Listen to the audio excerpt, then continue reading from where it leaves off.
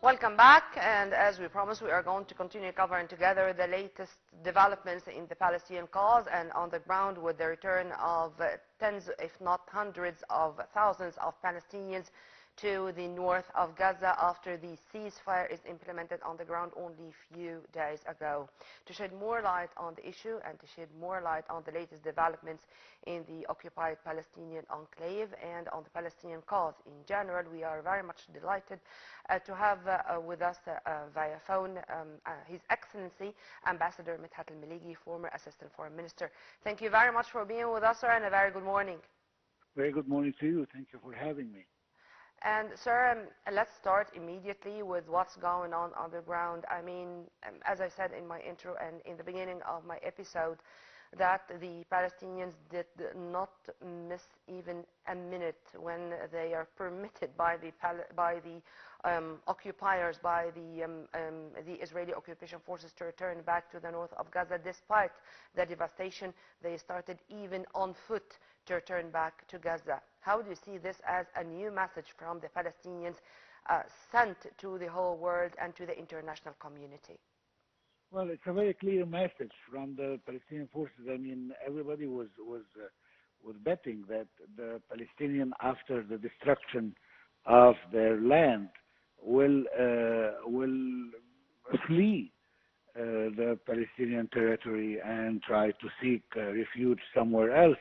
There were talks about Egypt, there were talks about Jordan, there were talks about even going to Europe or to any other place to start a new life. And actually, we heard some reports about also Mr. Trump, the new American president, talking about the same issue.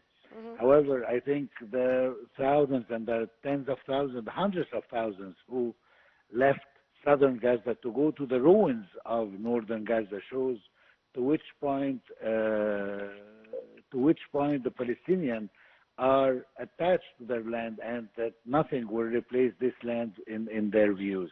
I think that the message is very clear that the Palestinians are here to stay, and that if anyone with a minimum of reason can look at this, will understand that we have to follow what Egypt have always said and lately repeated by His Excellency the President of the Republic, that the sole solution and the only solution is to find the possibility and to start looking forward to a two-state solution.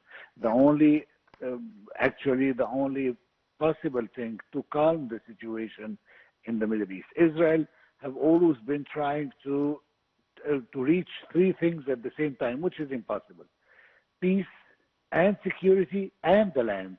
They cannot have the three of them together. Mm-hmm. And this is what the last experience during the last 15 months have shown us.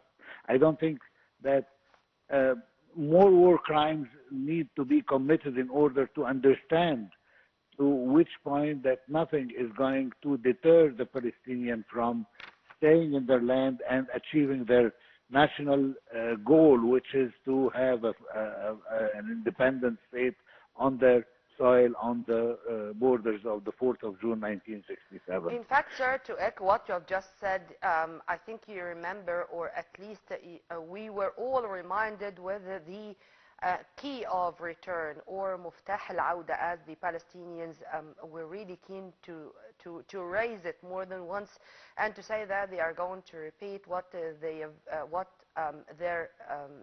grandpas did since 1948.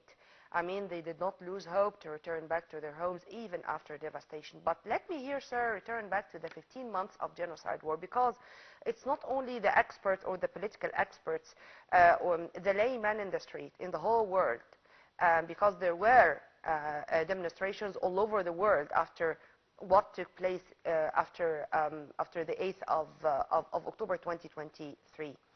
What's the reason, what's the cause, what's the target of Israel?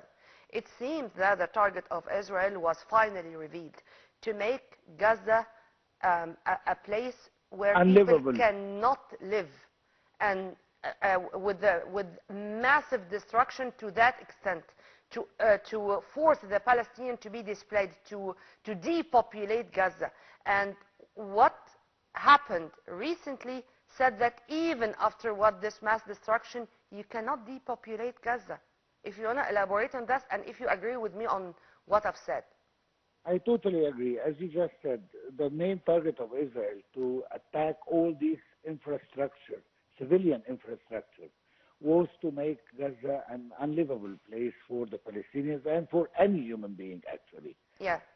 The Palestinians have proven that it is about the land. It's not about the buildings. It's not about the infrastructure. It's not about this. It's about their land, their homes, what they consider that this is part of them. Although most of them are refugees, because as we all know, the Gaza was created after many of them were pushed out of their house since 1948. Yeah. And when hundreds of thousands of Palestinians were pushed out of their houses in what is known today as the land of Israel, which is, by the way, it's an undetermined term that we are using. What is the land of Israel? This is something that nobody knows, not even the Israelis themselves. In their constitution, there is no definition of their territory, of their borders, until today. And that's why, actually, it strikes me when they say that the Palestinians have attacked them in their land. What is your land? You have to actually declare where are the borders of your land. So at least we know what is your land, what is not. But actually, this is not part of the Israeli thinking, because whatever they can put their hands on is going to be considered Israeli land. And this is actually remind me of a report I was reading about just yesterday, that the Israeli IDF have said the following, that they will not allow any hostile force to be stationed in the security zone in southern Syria, and that the army will remain on Mount Hermon and the buffer zone with Syria to ensure the security of the Golan Heights and the northern settlements.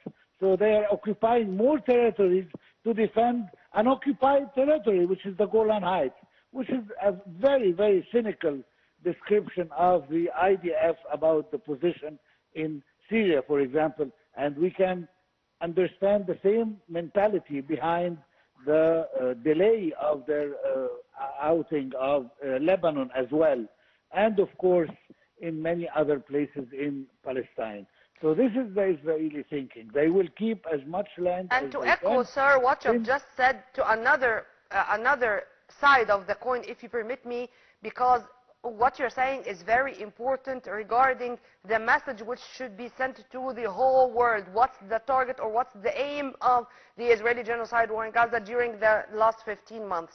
What they have said today, that only in 2 days UNRWA's offices are going to be shut, and they are going to halt any connection between the offices of the UN entity and Israel, despite the fact that UNRWA is the sole, or to be accurate, the pivotal player when it comes to help the refugees and to help the Palestinians, whether for humanitarian aid, for schools, for hospitals. And after this destruction, even this entity is not going to be allowed anymore to help the Palestinian refugees. As if Israel was not satisfied with all the massive destruction it had done, now it's moving even to the UN institution, or the UN entity, which is helping the Palestinian refugees. How do you see this, sir? Or how the international community should react regarding this? Well, the same way they reacted when they attacked and killed over 200 of this organization in Palestine, in Gaza. I mean, we all know that over 200 but of to its the UNRWA, it's not killed. self-defense anymore. Exactly. But I mean, I have listened to the representative of Israel to the United Nations when he warned and threatened even the international organization, in the heart of the international organization itself, the United Nations, that there is no place for Hamas. But let's go a little bit back. If you remember, they accused 12 of the operators of the UNRWA to be part of the attacks of the 7th of October. And although they failed, they failed dramatically to produce any evidence of those 8 workers they mentioned, or 12, I think. A teeny tiny number that does not represent anything in an organization that hires over several thousands. So, if even this is true, which is not, because they failed to prove any evidence against the organization or against those 8 workers. Nevertheless, the whole Western world, at a certain moment, they blocked their funding to the organization, and then when Israel did not produce any evidence, they went back and they funded again the UNRWA. To be surprised later on that Israel have taken the decision based on those allegations that were never proven, that they will stop the organization. The idea is, once again, as we said, we have to look at the root cause of everything. Why did Israel do that? Because once again, Israel wants to make the life in Gaza impossible for the Palestinians in order to evacuate them from Gaza and take it. This was what was said clearly. And it's not simply that I'm trying the to deadline speculate. expires tomorrow. This is the whole issue. The deadline expires on this day. I know. And once again, let me tell you something. We have to be clear on one thing. Sure. Why did Israel sign the agreement of the exchange and the exchange of prisoners and the truce that is taking place right now in Gaza, and permitted the northern part of Gaza to be liberated so that the Palestinians will go back? Yeah. The only reason, and I repeat, the only reason why this agreement was snatched actually from the teeth of the Israelis is that there was a real American pressure on Israel to abide by this. And this is the only thing and the only language that Israel understands. For months and months, Mr. Biden and his administration tried to convince Israel to accept an agreement. Even Egypt has said officially that the agreement that Israel accepted was on the table, crafted by Egypt since last May 2024. Yeah. And 31st they of May, refused to exactly. take it. Why? Because there was no real pressure on Israel. And the only reason why it accepted it right now is that finally there is a real pressure. So what I want to say that Israel will not accept the presence of UNRWA unless there is a real pressure from the United States and from the rest of the civil world that want to see the Palestinians being helped, as they claim that their life is full of sufferance and we need to help them. So this is the way to help them. Let UNRWA back and resume its orders. Let Israel understand that it cannot unilaterally take a decision to stop a United Nations organization, since Israel itself is created by a United Nations decree. So, they cannot accept partially the United Nations and refuse other parts when it regards someone else. Unfortunately, this is the situation where we are right now, and it won't change unless there is a real the one who does not deserve. Sir, let me go also to another voice. Of course, when it comes to Egypt, when it comes to the Islamic world, when it comes to the Arab world, the Palestinian cause is going to remain the first priority. But let's here go, for example, to the statements which were released by Olaf Scholz of Germany, when he said, or when he described the latest suggestions, let's call it this way, by American President Donald Trump regarding relocating the Palestinians into other countries. I'm not going to mention where, because this is not the issue. Unacceptable. Olaf Scholz said that what Trump said about the Palestinians is unacceptable, and that resorting to the two-state solution is the only way to achieve peace and stability to the Middle East, despite the fact that Germany and Olaf Scholz and, of course, his foreign minister, Annalena Baerbock, were of the strongest allies to Israel. And they said more than once that Israel had the right to defend itself, whatever the way is. But when it comes to that, he said it unacceptable. How do you see this as another voice telling the American administration that even if this is a suggestion, it's not going to work, and it's unacceptable, and it's not going to be approved by any power, even your own allies? Well, first of all, let me add to your information that also the French foreign minister yesterday said that any forced displacement of residents from the Gaza Strip is unacceptable as well. Great. So now we have the Germans and the French, which are two of the strongest allies of Israel. Nevertheless, we have accused on this show before the Germans to be far to be going far in their support for Israel. If you remember, the German foreign minister have said that Israel has the right to target civilians if Hamas is using them as a human shield. Yeah. And this was totally unacceptable by the whole world. Amen. So once again, if Germany is saying this, it has to be very credible.